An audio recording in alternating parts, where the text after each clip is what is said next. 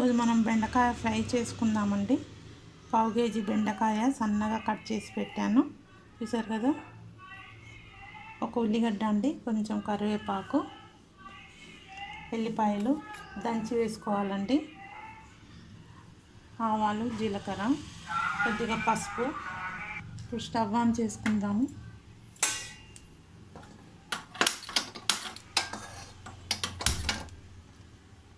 Oil వేసుకుందామండి.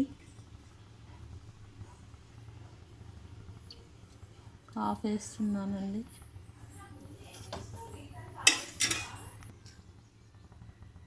Oil heat అవుతుందండి, కొంచెం ఆవాలు వేసుకుందాము.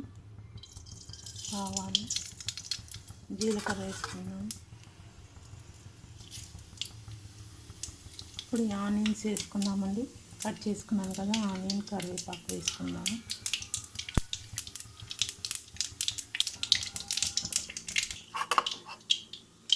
ఆనియన్స్ వేసుకుందాము.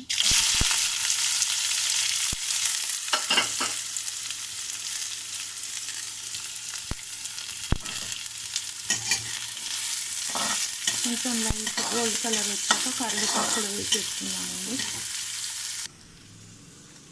దంచేసుకోవాలండి. వెల్లుల్లి, ఎల్లిపాయలు ఈ గ్లాస్లో వేసుకున్నాము. ఎల్లిపాయలు, కొద్దిగా కారము, పసుపు, ఉప్పు 3 వేసి దంచేసుకుందామండి. 4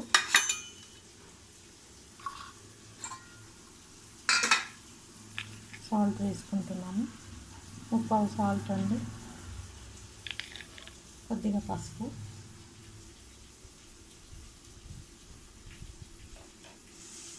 కారం కూడా వేసుకుందాము.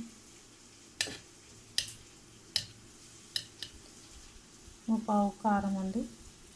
బాగా దంచేసుకుందాము. దీంట్లో దంచేస్తున్నానండి. దంచాక చూద్దాము. కరివేపాకు కూడా వేసేసుకుందామండి. ఇందులో కొద్దిగా పసుపు కూడా వేసుకుందాము.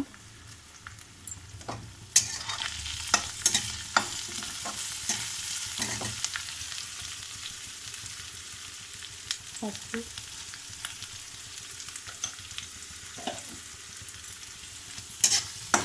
ఇప్పుడు ఈ బెండకాయ కూడా వేసి కొంచెం అల్లం వెల్లుల్లి పేస్ట్ వేసుకుందామండి, బాగుంటుంది.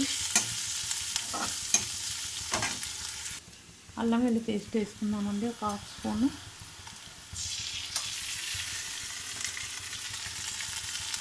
బాగా కలిపేసుకుందాము.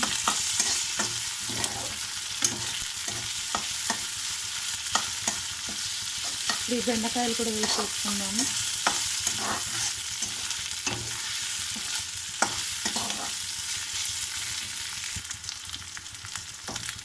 ఇప్పుడు మనం బెండకాయలు వేసేసుకున్నామండి. బెండకాయలు వేసేసుకున్నాము.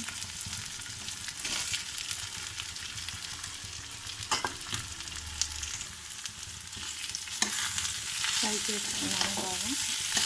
ఇంకా మూత పెట్టుకున్నామండి ఒక 2 మినిట్స్.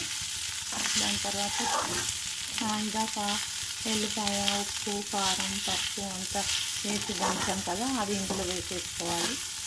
మూత పెట్టుకున్నాం ఫస్ట్. ఇది ఒక 2 మినిట్స్ తర్వాత చూద్దాం.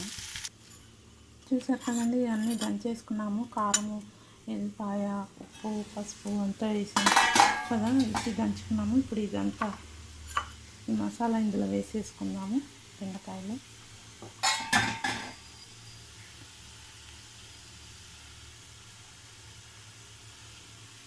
కలిపేసుకున్నాము.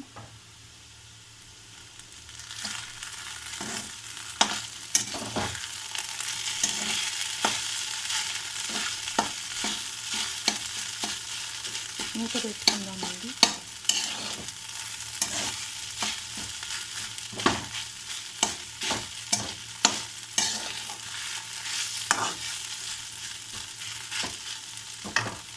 మూత పెట్టుకుందాము. 2 మినిట్స్ తర్వాత చూద్దాం.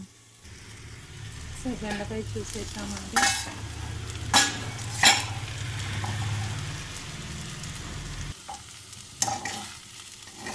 బెండకాయ ఫ్రై అయిపోయింది. మంచి చక్కగా ఇంకా కమ్మగా ఉంటే మంచి సువాసన వస్తుంది. మంచి వాసన వస్తుందండి బెండకాయ ఫ్రై.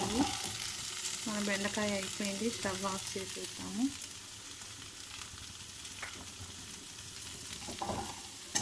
స్టవ్ ఆఫ్ చేసేసానండి. ఇంకా మనం సర్వ్ చేసుకొని తినడమే బెండకాయ. చూసారు కదా ఎన్ని బెండకాయ రెడీ. Thank you guys. మీరు కూడా ఇలానే చేసి తిని ఎలా ఉందో చెప్పండి కామెంట్లో. Thank you.